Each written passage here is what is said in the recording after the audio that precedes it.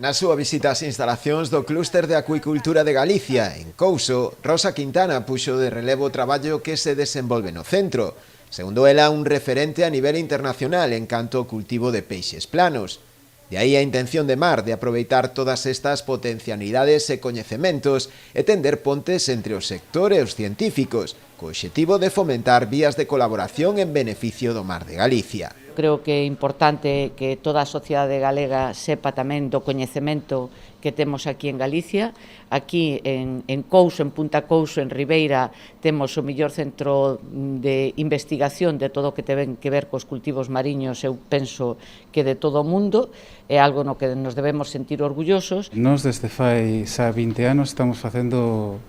proxectos de investigación críticos e fundamentais para o desenrolo do sector acuícola, en principio galego, pero que ten impacto en toda España, en toda a Península Ibérica. Traballamos con empresas de toda Europa,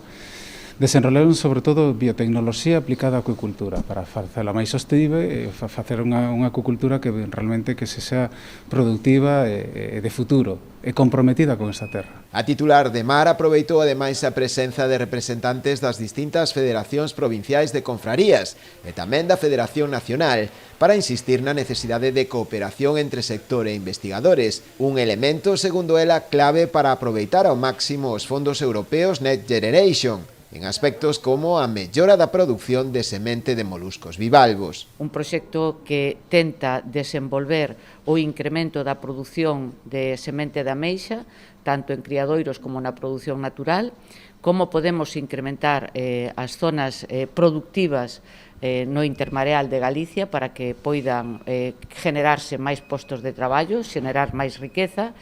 e tamén, por outra parte, que nos axuden a enfocar todo o que o cambio climático pode influir sobre o desenvolvemento productivo dos nosos areais.